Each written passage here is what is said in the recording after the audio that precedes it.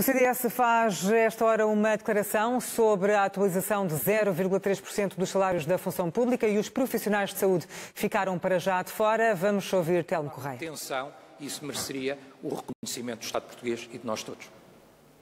O Secretário da Saúde diz que não há condições para pensar nisso nesta altura.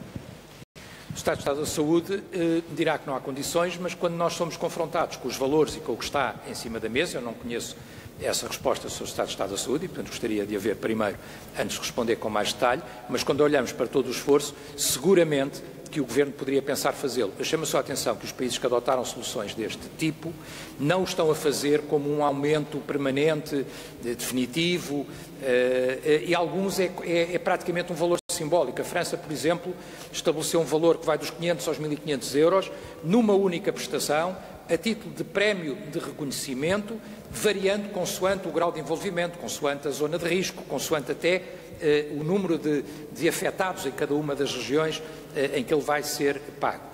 Aquilo que o CDS pede e exige é que o Governo o pondere. Achamos que é de inteira justiça. Nós ouvimos falar para a despesa com esta realidade de cada vez mais milhares de milhões. Eu acho que este simbolismo que uma atribuição desse tipo para um universo definido, numa única prestação relativa unicamente ao período de estado de emergência, faria todo sentido na nossa opinião e achamos que o Governo deve ponderar e dizer com essa facilidade que não é possível, também me parece uma observação um bocadinho fácil, como o Governo tem feito em várias matérias. Deixa-me entender que discorda dos aumentos para toda a função pública de 0,3. Eu pergunto se o CDS apresentou alguma proposta em devido tempo para que o Orçamento do Estado não entrasse em vigor nessa parte. Não, a posição do CDS nessa matéria é muito clara. Quem tem que cumprir o Orçamento do Estado é o Governo. O Governo aprovou o Orçamento do Estado, não o alterou e, portanto, das duas uma, ou o cumpre ou apresenta um orçamento retificativo. Eu não disse que concordava nem que discordava. O que eu digo é que o Governo tem que dizer ao Parlamento, e é isso que o CDS vai pedir, se está em condições ou não de cumprir o orçamento que o próprio aprovou. Há partidos que têm sido críticos, o CDS para já quer inquirir o Governo sob a condição de cumprir. O que eu disse no início é que pagar os aumentos e não pagar aos profissionais de saúde é inaceitável.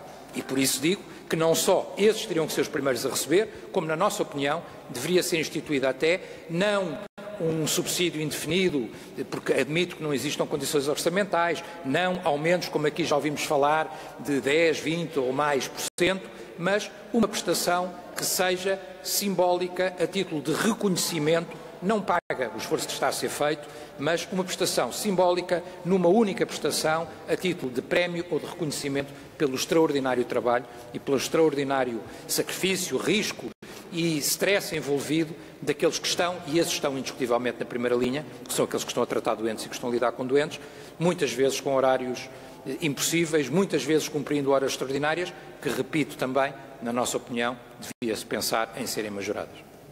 Tá.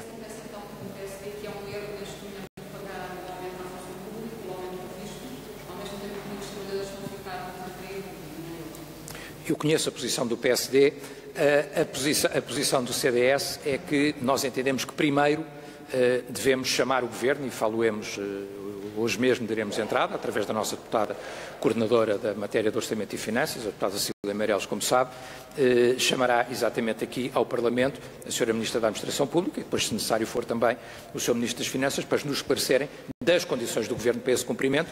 Não nos pronunciámos até agora contra esse aumento, mas queremos saber das condições do Governo, numa altura, obviamente, que será naturalmente difícil por todas as circunstâncias da pandemia e consequências financeiras que estamos a viver. Tá? Muito obrigado.